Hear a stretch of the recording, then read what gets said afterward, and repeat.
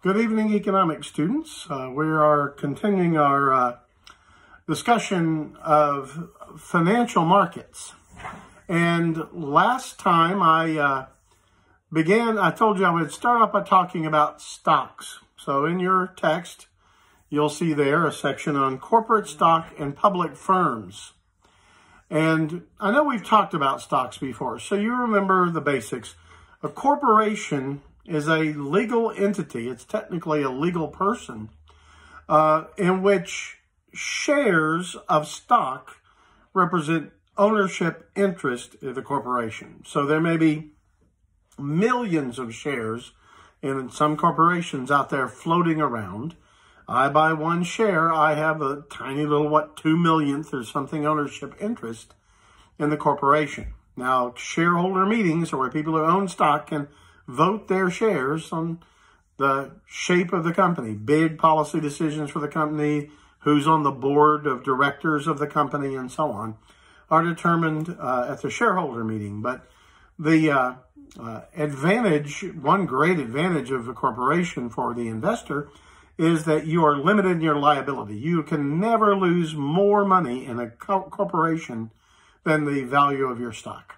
So if the corporation tanks and does disastrously bad and totally blows apart and fails, the most money I could possibly lose is the value of my stock. I can't be put on the hook if the corporation owes billions of dollars to somebody. They can't come after me just because I own stock, okay?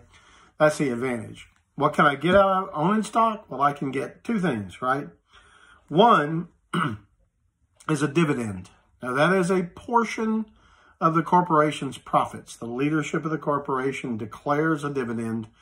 What will go to each shareholder is a share of profits.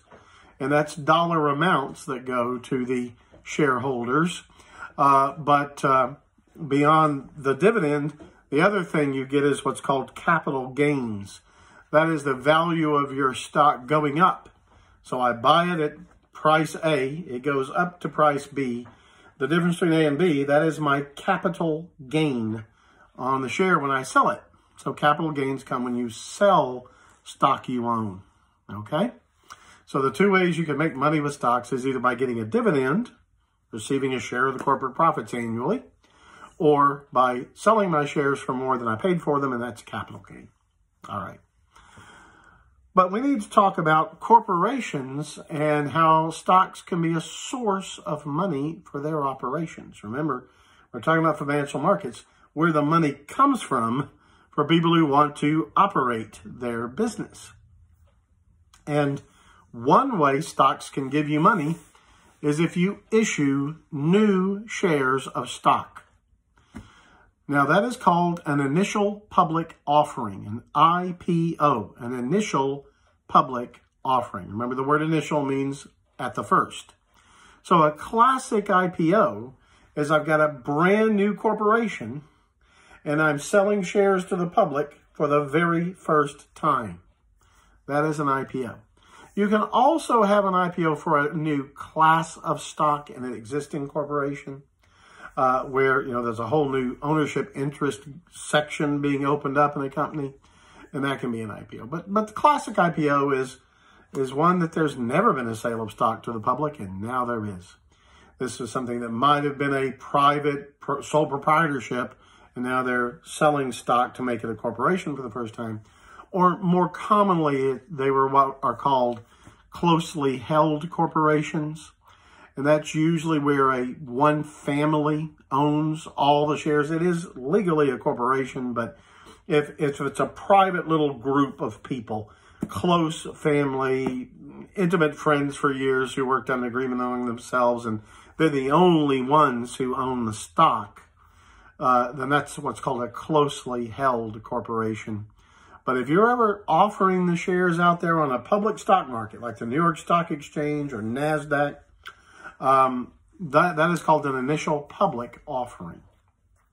Incidentally, IPOs are a bear to get ready. I will say that by far the most challenging course I had in law school was secured transactions, about half of which dealt with this kind of thing, IPOs.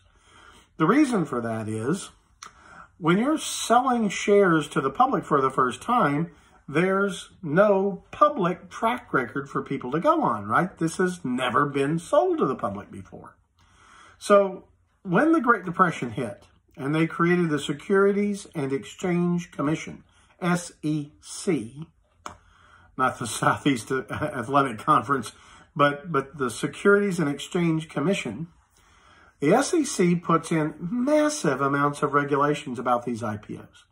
You have to disclose everything about the company.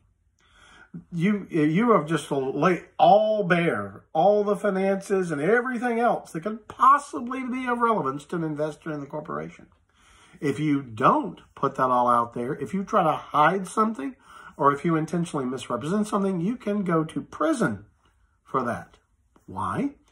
Because this would be so easy to defraud the public. And in the old days, before the SEC had these regulations, people did. People would just take a printing press in the basement and start running off hundreds of thousands of shares of stock and selling them on the stock market without ever doing any, revealing to the fact that they were just printing them out like crazy. Now, your whole corporate life is laid bare in a big fat book called a prospectus. And it is gone over by a fine-tooth comb by lawyers who specialize in this stuff, by accountants who specialize in this stuff, to make sure it's about as perfect as it can be before it goes public, before the sale of stock goes live. Because if something's wrong with that, people can go to jail. Or if something's wrong with it and people find out, the IPO could be a bust. This has happened. Uber, I believe it was going to do an IPO. And they got their prospectus ready. Everything was ready to go. And just on the verge of going live, that sale of stock, they stopped because they realized it was almost certainly going to be a total bust. And they weren't going to sell their shares for much of anything. Now, I create this stock to sell to the public. I go do all my legal due diligence, all that stuff, and I sell those shares for the first time to the public. They buy them. The money goes in the corporate kitty. And therefore, that is a way you can raise money as a corporation to function, selling new shares in your company. Of course, corporations can also get money off of stock by selling shares for more than they purchased them for. Corporations routinely own stock. You've no doubt heard of holding companies and so on. One big corporation can own dozens of little corporations by owning their stock. And so if Nabisco decides to sell wheat thins, the company that makes wheat thins that they own, they sell that stock. And if there's the price they sell the wheat thins stock for is more than they paid for it back when they bought it, it's capital gain. So there's money that goes in the kitty for operations of the corporation. We talked about these next terms before, but just to refresh your recollection, your book goes through and talks about the types of private companies there are in America. One is the sole proprietorship. You see it right there in your book. That is where there is a sole owner. And that is their company. If it makes a penny in profit, that penny goes straight in the sole owner's pocket. But if it loses a ton of money, that money comes straight out of the sole owner's pocket. It is just like, it's you. If you're a sole proprietorship, your business is you. You're not shielded the way a corporation is for how much you can lose. You're 100% on the hook for all its losses, but you're also 100% the beneficiary of any profits it makes. Right? So that's a sole proprietorship. You're the owner. All the decisions are yours. Next, there are partnerships. And partnerships are where you share as if there's multiple sole proprietors, but instead they're partnered together. And they share in the profits and they share in the losses of the company. Partnerships are always governed by a written partnership agreement. That will say, who makes the decisions. That will say how the profits get divvied up, how the losses will be divvied up if there are losses. All that's written down in a partnership agreement. if you ever go into a relationship with someone as a partner, have a written partnership agreement. Sometimes old friends, they think they can get by without one. Do not do this. Have a written partnership agreement where it's all spelled out in writing clearly. Okay? So we've got sole proprietorships, we've got partners.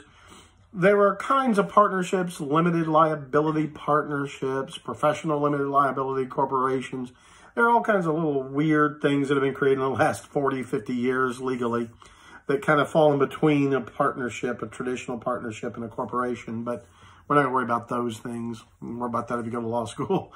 But corporations, we talked about, those are entities that are different from the people who own them. Totally different.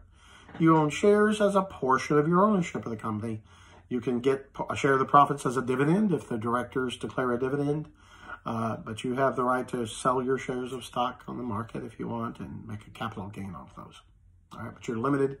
The company's losses are not your losses, except to the value of your shares, period. All you can do is lose your money on the shares to zero, nothing more. Okay, the little section there, how do they choose which of these things? Well, obviously they've got a lot of decisions to make. You know, can they negotiate a good rate on the loans, good interest rate, good terms on loans with a private bank? If they have a long relationship with the bank, they probably can. Are they in a position to issue bonds? Does that make sense to take a 10-year indebtedness to do what you want to do? Is their credit, are they credit worthy?